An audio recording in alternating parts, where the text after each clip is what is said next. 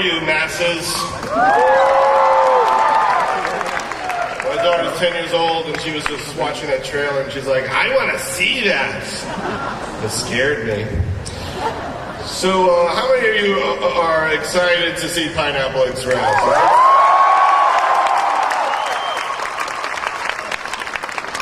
This is a movie we've been working on and refining for many years, and we're going to show you about 10 minutes of the movie.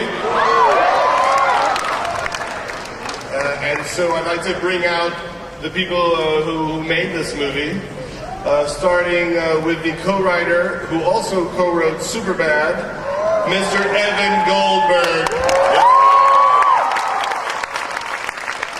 Evan Goldberg. He loves performing. A beautiful actress, Seth's love interest. She plays a high school senior. You do the math. Amber Heard is here, ladies and gentlemen. Come on, give it up. Here she comes.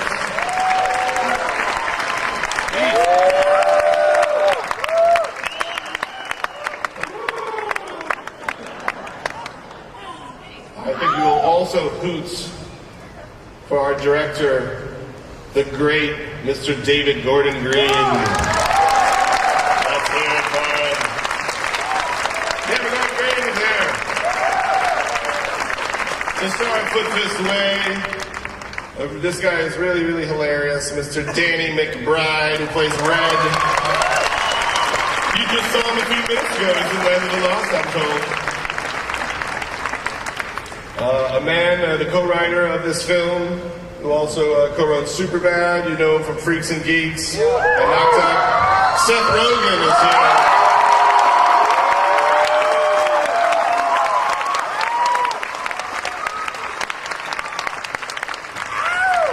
Finally, also from Freaks and Geeks, you may have seen him in a little movie called Spider-Man. James Franco is here.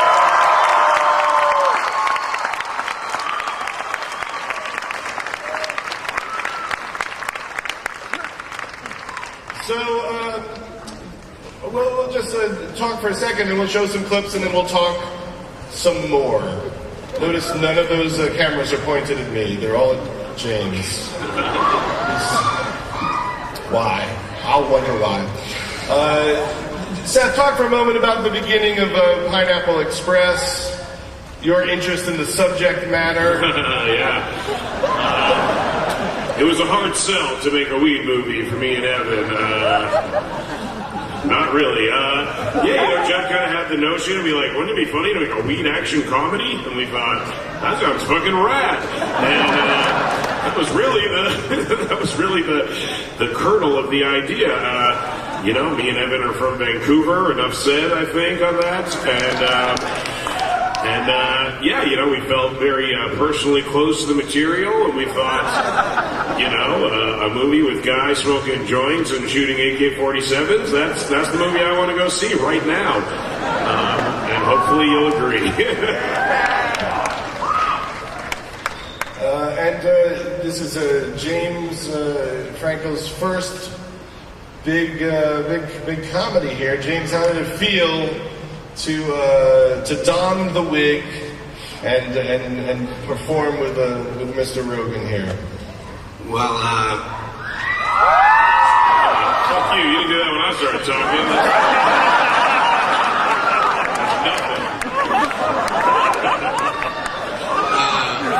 when we first started talking about doing this movie together, you guys sent me the script, and I just thought that I was going to play the role that ultimately Seth played, Dale. And then we met, and I almost didn't say it, but I did say, well, it's a really funny script, but Seth gets to play the role that I want to play, and I guess we kind of disagree about how it came about, but you said, well, no, you get to play Saul, and it was like a dream come true, and then he told me I had to wear the wig and watermelon pants. A lot of discussion of what kind of sweatpants he would wear the entire movie. That was the one argument. We always argue about clothes for some reason. Yeah. And what kind of workout pants. We put that much effort into our workout pants the way comic book movies put it into the cape. It's very similar. We would like to show you a clip so you can get a feel for what the movie is, which should expand this conversation, I think. And so the first scene we're going to show you.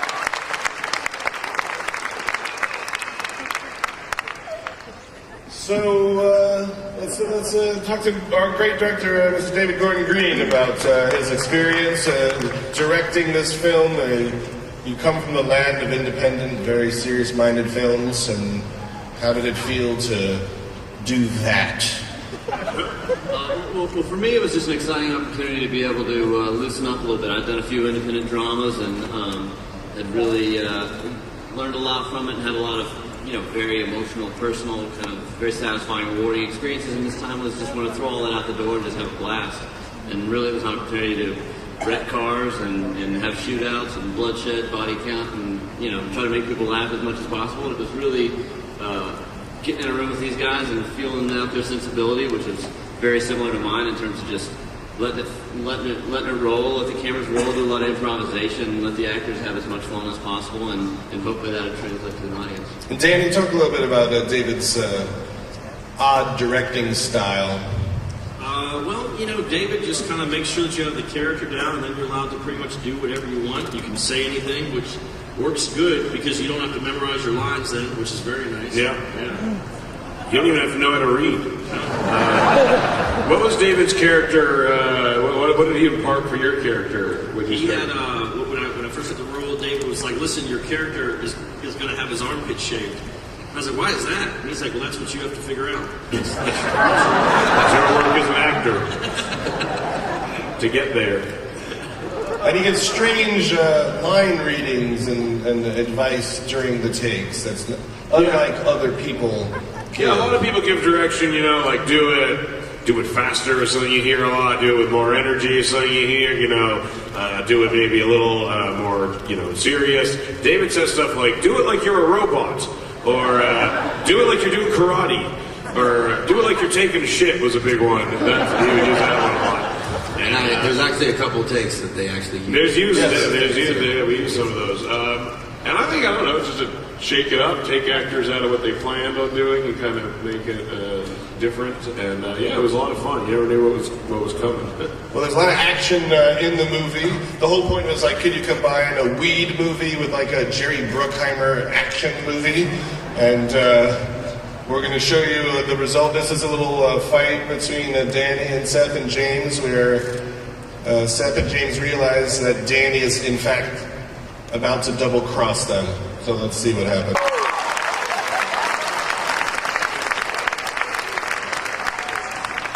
So that's a little bit of one of our fight scenes there. I am looking at myself on that screen, and I am not an attractive man in this fight. This is Brian Wilson, the bad years. It's not a good angle, I will say. It's not your best angle. No, this is a terrible angle. That is a bad angle. There is no good angle.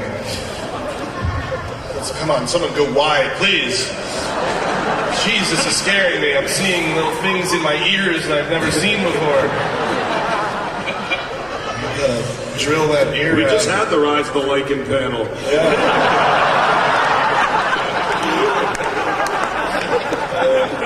So in this film, Seth has a girlfriend in high school.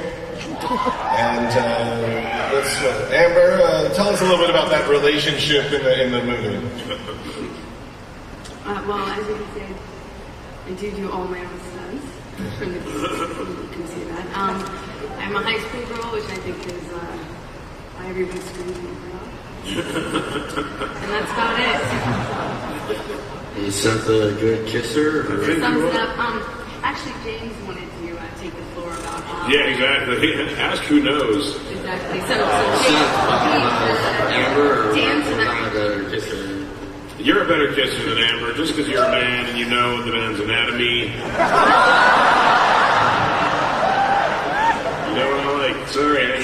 He's got the home field advantage.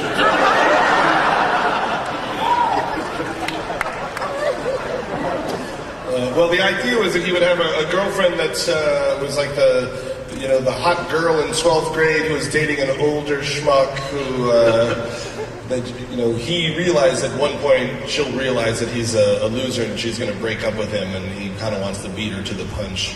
So he's gotten her in a lot of trouble because these assassins are chasing him, and this is a scene where they're talking on the phone.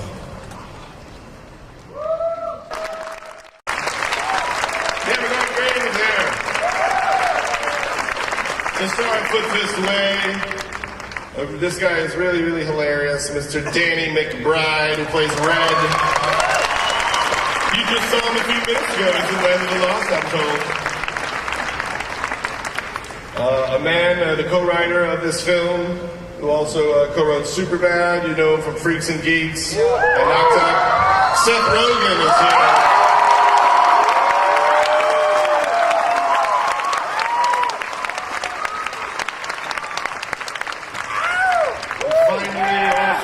From Freaks and Geeks, you may have seen him in a little movie called Spider-Man. James Franco is here.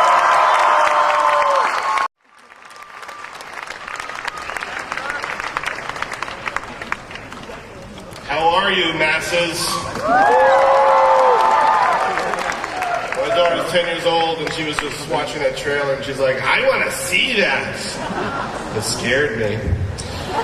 So, how many of you are excited to see Pineapple Express?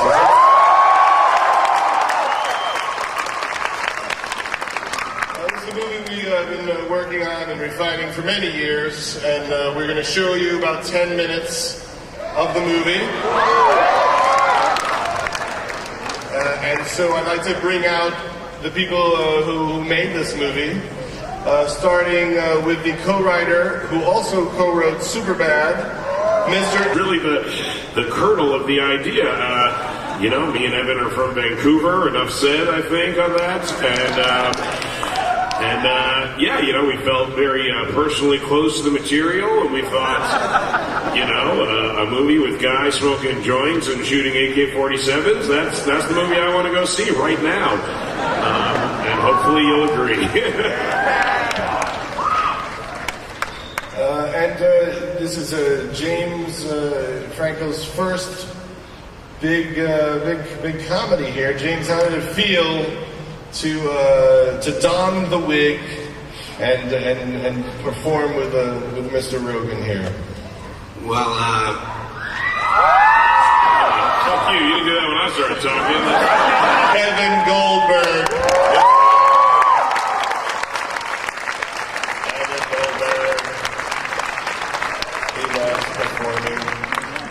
A beautiful actress, Seth's love interest. She plays a high school senior. You do the math. Amber Heard is here, ladies and gentlemen. Come on, give it up. Here she comes.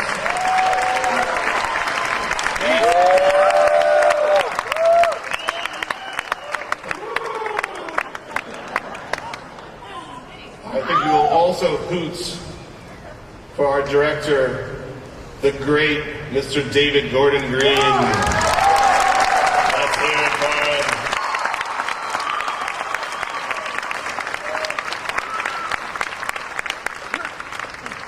So, we'll just talk for a second, and we'll show some clips, and then we'll talk some more. Notice none of those cameras are pointed at me. They're all at James. Why? I'll wonder why.